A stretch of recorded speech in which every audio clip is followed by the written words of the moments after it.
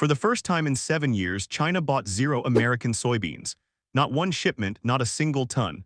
A silent economic earthquake that rattled the heart of the United States.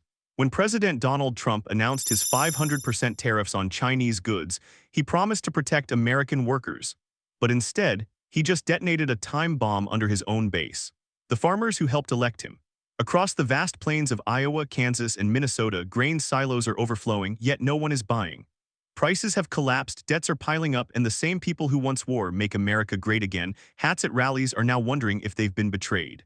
But this isn't just an agricultural crisis. It's a geopolitical chess move, and China just played it with precision. While America shouts tariffs and sanctions, Beijing is using silence and strategy. This is the story of how a single Chinese decision to halt all U.S. farm trade exposed the cracks in Trump's America First strategy and flipped global trade power upside down. Welcome to Cross-Border News, where we break down how the world's quietest moves cause the loudest shocks. Trump's trade war with China began with a promise to bring manufacturing home and punish Beijing for decades of unfair trade. But the reality was more like shooting America in the foot to make a point. In early 2025, Trump announced tariffs of up to 500% on Chinese imports, targeting steel, electronics, and industrial machinery. It was meant to send a message: buy American or pay the price. But Beijing didn't yell back, it didn't threaten, it simply waited and then made a devastatingly quiet move. China, America's largest agricultural customer, halted all purchases of U.S. soybeans, corn, and grain. Within weeks, the effects rippled through the heartland. Prices crashed, storage tanks filled to the brim, and the people who had cheered Trump's tough talk were suddenly the ones getting crushed by it. To them, the trade war wasn't an economic policy, it was a betrayal. For Trump, the math didn't add up. He had alienated the very voters that made up his strongest base, rural farmers, while trying to prove that America could stand alone. But China understood something Trump didn't. In global trade, silence can be louder than sanctions. And what came next, no one in Washington saw coming. For decades, soybeans were more than just a crop. They were the beating heart of America's agricultural empire. From the plains of Iowa to the valleys of Illinois, they symbolized prosperity, stability, and America's quiet power over global food supply. Every year, ships loaded with millions of tons of soybeans sailed across the Pacific to feed China's growing industries and livestock. It was a partnership built on predictability, until Donald Trump's 500% tariff blitz turned that stability into chaos. In September 2025, the unimaginable happened. For the first time in 7 years, China didn't import a single ton of American soybeans. The world's largest buyer simply walked away. Across the Midwest, farmers who had just finished a strong harvest found themselves staring at full silos and empty contracts. The Chinese market that once sustained them had vanished overnight. Prices plunged. Grain elevators overflowed. Truckloads of crops sat idle because there was nowhere to send them. Fertilizer and fuel costs soared while profits collapsed. Farmers who once counted on steady Chinese demand were suddenly trapped in a nightmare of debt and uncertainty.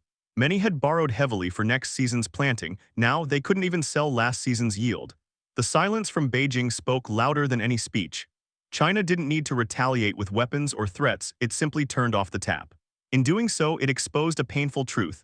America's farmers weren't just exporters, they were dependent on the very country Washington was trying to punish. Trump's tariffs, meant to show dominance, instead crippled the Midwest, the same region that had handed him victory. And as soybeans rotted in storage, one brutal reality set in. China hadn't just rejected America's crops, it had rejected its arrogance. By late 2025, what began as quiet frustration in America's farmlands had turned into open outrage. The people who once packed Trump rallies in red hats were now holding protest signs instead. For years, farmers had been told that the trade war was temporary, that the pain would be worth it, that China would eventually come back to the table. But as the months dragged on, that hope withered just like the unsold grain in their silos. The breaking point came when CNN aired a special called Heartland on the Edge. It showed an Illinois farmer standing in front of mountains of soybeans he couldn't sell, voice trembling as he said, "I voted for Trump. I believed he would protect us, but now my crops are worthless." That clip went viral not because it was dramatic, but because it was heartbreakingly real. Across Iowa, Kansas, and South Dakota, the same story repeated. Unpaid loans, shuttered family farms, and banks refusing to refinance. The National Farmers Association warned that bankruptcies had reached their highest level since 2010, and the average small farmer now carried more than $250,000 in debt. Equipment auctions became weekly events, and local newspapers ran obituaries not for people, but for farms that had been in families for generations. The federal government's $15 billion bailout package offered temporary relief, but no solution. As one farmer put it, "We don't need charity, we need customers." Trump's America First message suddenly felt hollow in the places that had believed it most. The Midwest, once his political stronghold, was collapsing under the weight of his own policies. And as anger replaced loyalty, one chilling truth spread across rural America. The trade war didn't just destroy markets, it destroyed trust.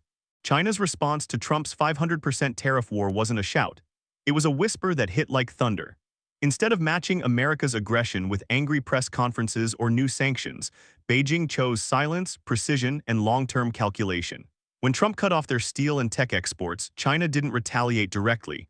It simply stopped buying not just soybeans, but corn, barley, and meat. And then, it moved quietly to replace every ton of American grain somewhere else. Within months, Chinese trade officials were signing record deals with Brazil, Argentina, and Paraguay. Massive cargo ships once headed for Louisiana ports were now docking in South America. The shift was so swift that Chinese buyers barely noticed the difference, but American farmers felt it instantly. What had taken decades to build, China dismantled in a single season. Then came the propaganda war. Chinese state media released drone footage showing abandoned barns, idle tractors, and endless rows of unsold crops across the U.S. Midwest.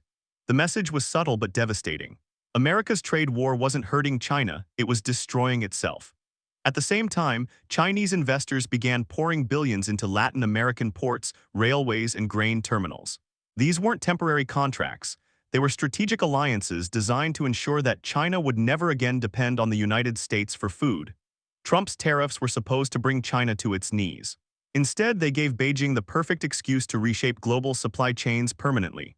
While Washington scrambled to patch its losses, China was building new empires quietly, with contracts, not conflict. And when the dust settled, one truth became painfully clear. America had declared a trade war, but China had already won it without firing a shot. When the backlash from farmers became impossible to ignore, Washington rushed to apply a political bandage to an economic wound that was already festering.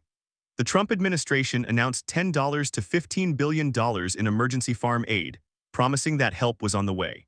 But behind the flashy numbers and press releases lay a deeper crisis, one that no check could fix. The logic of Trump's tariffs was collapsing under its own weight. If the purpose of a trade war was to make America self-reliant, why were U.S. taxpayers now forced to bail out the very people hurt by that same policy? Farmers had been told that tariffs would level the playing field. Instead, they found themselves surviving on government handouts. The proud, self-reliant producers of the American Midwest were now caught in a system of dependence they never asked for. As one Kansas farmer bitterly told Politico, "We didn't vote for socialism, but that's what we got." The subsidies didn't rebuild markets, they didn't bring back Chinese buyers. They only delayed the inevitable collapse while draining billions from the federal budget.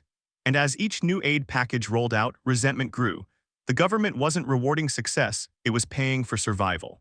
Economists warned that the farm aid program was nothing more than a political life support machine, designed to keep farmers quiet until the next election. But silence has a cost.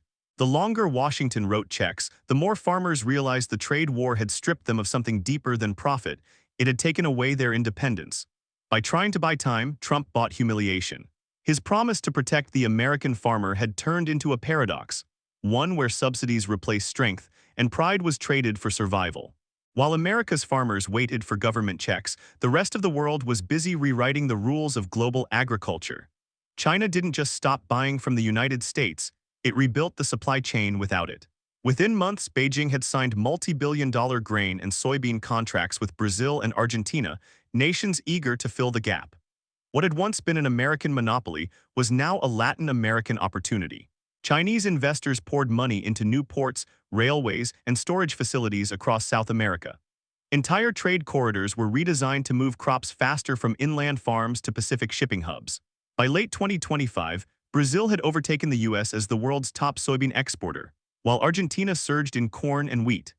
Even smaller nations like Paraguay and Uruguay saw historic growth, as Chinese cargo ships bypassed American harbors entirely. This wasn't a temporary workaround. It was a permanent restructuring of global food trade. And while the U.S. debated subsidy bills in Congress, China was quietly building long-term alliances that guaranteed food security for decades. American dominance, once built on reliable supply and logistics, had been replaced by a new triangle of power connecting Beijing, Sao Paulo, and Buenos Aires. The ripple effects spread far beyond agriculture. Global markets adjusted, commodity prices stabilized without U.S. influence, and nations once dependent on Washington began looking elsewhere for trade leadership. In short, America's loss became the world's pivot. China proved it could shift trillion-dollar trade flows in less than a year, turning crisis into strategy. And as U.S. farmers looked at their empty order books, one truth echoed across the heartland. The world had moved on, and it wasn't waiting for America to catch up. By the end of 2025, the political aftershocks of the trade war were shaking Washington to its core. What began as an economic gamble had evolved into a full-blown political crisis, and Trump's team knew it. Rural America, once his most loyal base, was now openly questioning his leadership. The same farmers who had filled arenas with chants of USA were now flooding town halls with anger and desperation. Conservative media outlets that once praised Trump's tough-on-China stance began turning on him. Headlines like "The Forgotten Farmers" and "Heartland Betrayed" dominated the airwaves. Even Republican lawmakers from key farm states like Iowa and Nebraska broke ranks, demanding tariff rollbacks and trade talks. Behind closed doors, aides described the mood in the White House as chaotic. Trump's advisors were split. Some urged him to double down on the tariffs, others begged him to quietly backtrack before the next election. But the damage was already done. Poll numbers in rural counties plunged to record lows. Farm bankruptcies became talking points in debates. Small-town mayors and governors called emergency meetings as unemployment spiked. For the first time, the red wall of the Midwest, the very foundation of Trump's political power, began to crack. Meanwhile, China's calm and methodical response made Washington look unstable. Beijing was portrayed as patient and pragmatic, while the U.S. appeared reactionary and desperate. The contrast was brutal. Analysts warned that Trump's political brand, built on strength, control, and loyalty, was eroding from within. The farmers' revolt had become a symbol of failed leadership. And as the 2026 campaign season loomed, one chilling question echoed through Washington's corridors. What happens when your strongest supporters stop believing you can protect them? What began as a fight over tariffs had transformed into something far deeper, a battle of symbols, narratives, and global perception. China understood that perfectly. It didn't need to outshout America, it only needed to outlast it. When Beijing cut off U.S. farm imports, it wasn't just targeting soybeans or corn. It was striking at the heart of America's identity as the world's breadbasket. Images of empty silos and abandoned barns became the new face of America's trade war. They told a story that no press conference could erase, a superpower crippled by its own policies. Across international news networks, these visuals were replayed again and again, shaping a quiet but powerful narrative. The United States had lost control of the very markets it once ruled. Meanwhile, China emerged as the model of strategic patience. It had replaced U.S. suppliers without panic, built new alliances without confrontation, and used America's own aggression to prove its stability. For developing nations watching from the sidelines, the lesson was clear: power in the modern world wasn't about volume but endurance. By late 2025, Beijing had redefined what economic warfare looked like. No armies, no missiles, no speeches, just contracts, logistics, and silence. The world saw a nation that could cripple its rival without conflict. And for the United States, that was the most painful revelation of all. The trade war that was meant to showcase dominance had turned into a mirror, reflecting the limits of American power and the rise of a new kind of leadership. China hadn't just beaten the U.S. in trade. It had rewritten the rules of global influence, proving that in the modern era, the most powerful move is often the quietest one. What started as a bold declaration of strength ended as a sobering lesson in global reality. Trump's 500% tariffs were supposed to prove that America could stand alone, that it could bend China to its will through sheer economic force. Instead, those same tariffs revealed how deeply dependent America had become on the very trade networks it was trying to control. In the heartland, the slogans faded. The America First banners now hung over empty silos and foreclosed farms.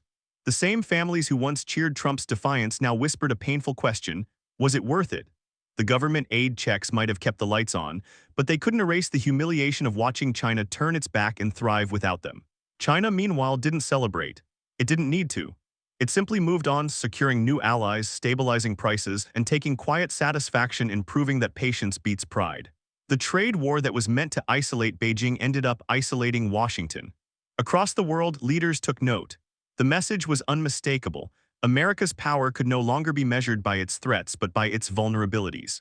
And perhaps the most haunting part of this entire story is how easily it happened. No bombs, no battles, just a single policy that backfired spectacularly. As 2025 closed, one truth stood unchallenged. In trying to weaken China, the US had weakened itself. The world superpower had been outmaneuvered not through aggression, but through restraint. Because in this new era of global competition, strength isn't about who shouts the loudest, it's about who can stay silent the longest. And when the dust settled, only one nation was still standing tall in that silence: China.